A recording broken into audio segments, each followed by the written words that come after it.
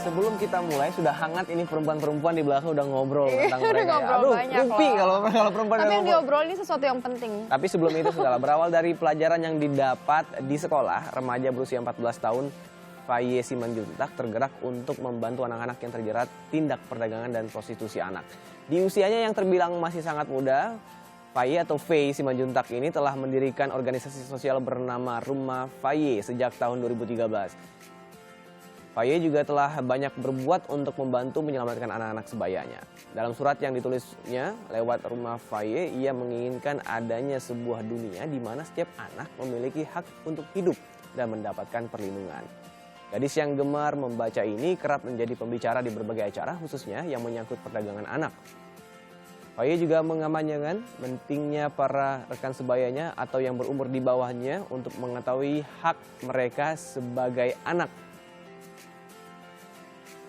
Tak sendirian, Faye ada sosok lain yang menginspirasi yaitu Michelle Wijaya, seorang pengusaha muda yang menekuni bidang bisnis dan kuliner sejak tahun 2014 yang peduli dengan isu sosial, perdagangan anak dan juga eksploitasi seksual. Bersama Faye Simanjuntak, Michelle mengumpulkan dana di bulan ini untuk pembiayaan penanganan korban perdagangan anak dan eksploitasi seksual. Untuk setiap pemesanan menu di toko atau restoran selama bulan Februari, menu spesial akan disisihkan Rp1.000 untuk disumbangkan kepada Rumah Faye. Ini kerjasama yang luar biasa nih. Biasanya kalau ketemu di mall ngobrol, gimana kabar si itu ini? Oh iya, biasa kan gosip aja. Iya. Tapi ini lucu ya, pertemuan yang akhirnya menghasilkan suatu ide untuk membantu banyak orang. Ini penasaran sebenarnya mau nanya, gimana sih awalnya ketemu? Maksudnya ini kan usianya masih 14 tahun, begitu kan? Ini dia sebelumnya Faye Simanjuntak yang tadi saya ceritakan, dan di sana ada Michelle Wijaya. Selamat pagi. Pagi. Waduh, seger ya perempuan ini ya di hari Sabtu, berarti sudah terbiasa bangun pagi ya. Aduh. Itu jawabannya ya, langsung menggambarkan. Kamu jujur Kan sekali. masih sekolah. Iya. Oh iya, weekend lagi nggak Yes. apa-apa ya. Terus boleh diceritain kayak gimana awal ketemunya? Ya, sebenarnya Faye datang ke Grand Indonesia waktu itu ke Shiokumai di sana sebagai customer. Udah itu kebetulan manajer saya yang di Grand Indonesia ngobrol. Faye lagi sama ibunya, lagi makan. Udah itu ngobrol, cerita-cerita. Udah itu langsung, dia langsung telepon saya, langsung tanya gitu loh. Miss, ini ada anak Faye aktivis, teen aktivis gitu loh. Very inspirational. Mau ketemu nggak gitu. Jadi saya minta ketemu untuk ngobrol. Ya. Oke. Terus Faye ini kan menarik nih. Kamu masih umur 14 tahun ya. 2013 berarti pada saat itu kamu umur 11 tahun. Iya. Untuk mendirikan Rumah Faye ini. Gimana ceritanya? Jadi memang dari kecil, maksudnya sama keluarga kan, udah diajarin untuk give back kepada society, untuk bukan menjadi masalah, tapi menjadi ya perubahan untuk bukan cuman orang di sekitar saya, tapi untuk negara gitu kan. Tapi ya waktu kecil juga masih pikirannya ya udahlah nanti pas sudah dewasa, pas sudah 17, pas sudah 18 gitu-gitu kan. Tapi jadi pikir kalau aku anak 11 tahun lagi mikir kayak gini, udahlah kapan aja. Berarti kalau aku 18 tahun pikiranku gimana? Oh nanti aja pas aku udah Berarti menunda-menunda terus ya. Jangan sampai menunda ya. Jadi akhirnya aku ngomong sama mama. Terus kata mama, ya kalau lu benar-benar mau menjadi perubahan untuk negara ini, untuk anak-anak sekitar kamu, untuk kakak beradik ya senegara gitu loh, harus mau bikin perubahan. Jadi akhirnya saya dan beberapa teman-teman saya dengan mama bekerja untuk menolong anak-anak ini. Apa enggak kita pergi ke daerah-daerah rawan prostitusi, terus kita berbicara dengan anak-anak itu tentang not only tentang sex education, tapi tentang memang the dangers of prostitution, bahwa ada aja orang yang So literally kamu ketemu sama anak-anak yang menjadi korban itu. Tapi kenapa kamu memilih maksudnya bidangnya ke arah anak-anak yang akhirnya dieksploitasi secara seksual? Maksudnya kan banyak yang bisa dibantu, tapi apa yang membuat kamu tertarik sekali di situ? Soalnya ke saya ya, Awalnya gimana? pertama kan saya waktu itu pas pertama belajar tentang prostitusi anak, saya 9 tahun. Memang sedikit muda sebenarnya. Tapi Itu belajar di sekolah? Sebenarnya kita di sekolah belajar perdagangan anak, tapi aku pulang tanya mama kalau boleh research sedikit lagi tentang hal ini. Soalnya kayak the thought bahwa ada aja orang yang ingin menjual anak-anak, bukan cuma buat prostitusi anak, How come gitu ya, kok child bisa labor ya? gitu.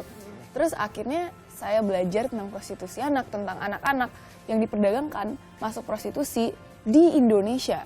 Soalnya di Southeast Asia, kita ketiga dengan prostitusi anak paling banyak di dunia. Terbesar ke Asia Tenggara. Besar di Asia Tenggara. Di seluruh dunia 194 negara, kita nomor 49. Terus 30% dari orang yang anak-anak yang diperdagangkan di bawah 14 tahun. Coba, waktu itu saya 9 tahun, berarti ada banyak sekali anak-anak yang sudah diperdagangkan waktu itu. Usia kamu gitu. Usia Jadi aku itu dan- yang bikin kamu rasanya muncul ya keprihatinan kepada mereka. Fai, apa yang kamu temukan di lapangan saat kamu ketemu dengan teman-teman sebaya kamu? Hal-hal yang di luar bahkan di luar imajinasi kamu. Wow, dia bisa mengalami hal seperti ini yang jauh dari pikiran saya atau yang pernah saya bayangkan.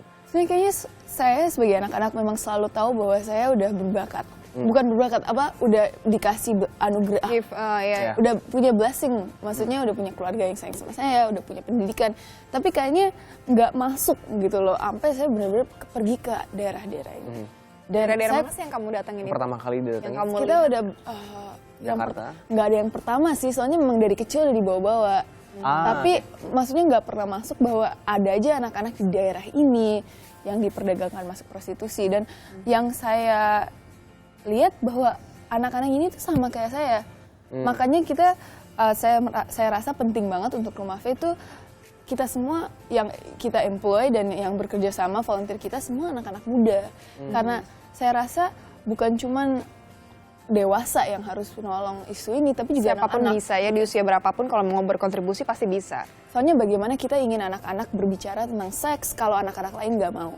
Soalnya walaupun seks dari kecil kan haha seks haha gitu kan. Apalagi orang tua juga Apalagi orang perannya tua, ngerasa maksudnya di tabu Indonesia kita banget sangat gitu ya. sheltered. Itu nggak sesuatu hal yang jelek, tapi kita juga harus ingat bahwa pendidikan seksual itu adalah sesuatu sangat penting di hidup Terus anak-anak. apa aja yang kamu buat nih misalnya untuk bisa mengedukasi mereka? Apakah memang ada rumahnya? Tadi Rumah Faye ada ya, mungkin bisa diceritain Apa saja juga sih itu kegiatannya? kegiatan. Jadi di situ. Rumah Faye kita ada 3 program: pencegahan, pembebasan, dan pemulihan.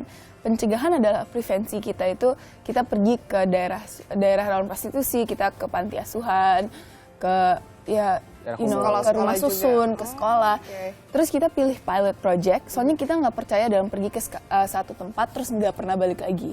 Jadi kita pergi ke about 5, maybe more sekarang, tempat at least sekali setiap 3 bulan. Sekali setiap Untuk 3 bulan mantau at least. mereka. Jadi pertama kita cuma introducing ourselves, we talk with them, kita main-main. Baru as time progresses kita baru masuk ke dalam topik-topik yang maybe mereka nggak terlalu comfortable. Tapi kita Oh benar sih, karena untuk memasukin isu yang bisa dibilang tabu di Indonesia memang perlu pendekatan semacam ini. masa kita pertamanya. datang sekali terus langsung sex is bad, terus pergi terus nggak pernah datang lagi. Ya, mungkin bikin trauma juga. Nggak ada buat orang. follow-up. Nggak ada value-nya juga sebenarnya ngomong kayak gitu.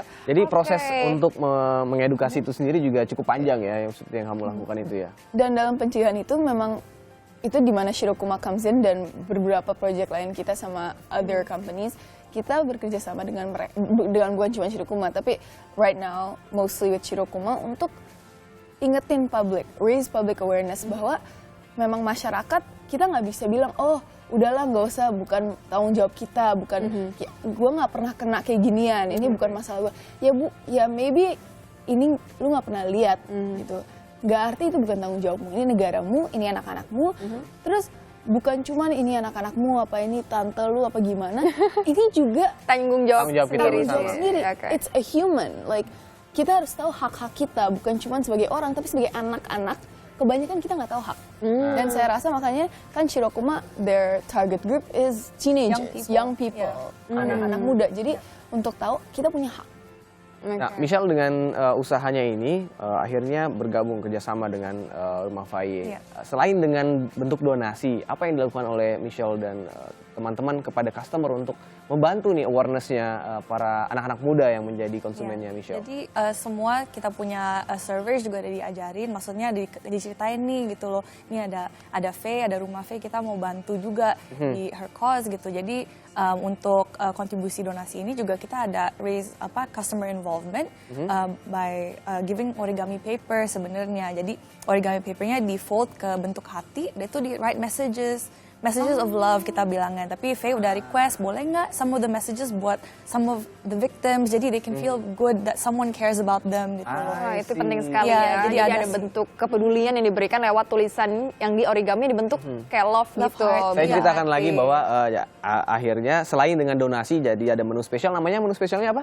Itu Moonlight Romance, emang itu lebih ke Valentine punya special. Tapi yang kita mau ingetin itu mungkin Valentine's Day is not just about romantic love, tapi kan love juga ada beda-beda nih formnya. Ada like love for your family, love for your friends, ya. Ini juga love for your community, for other people. Oke, jadi ada menu spesial Valentine tadi dengan donasi Rp1.000 untuk setiap pembeliannya kepada Rumah Faye dan juga peduli kepada teman-teman anak-anak yang terlibat eksploitasi seksual ya. Betul. Kemudian juga ada message di sana yang bisa kita tulis jadi banyak yang bisa untuk para dilakukan. korban, anak-anak yang sudah menjadi korban perdagangan dan juga eksploitasi seksual ini. Nah, tapi untuk ke Michelle lagi.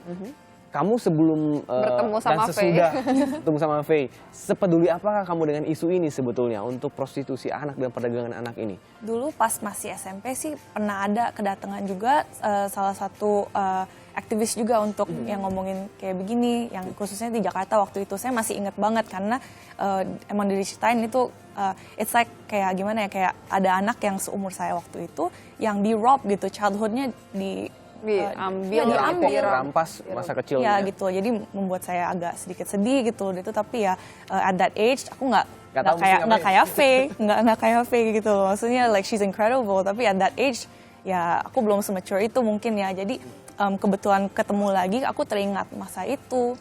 Jadi now that there's an opportunity for me to help gitu, ya udah let's do something gitu.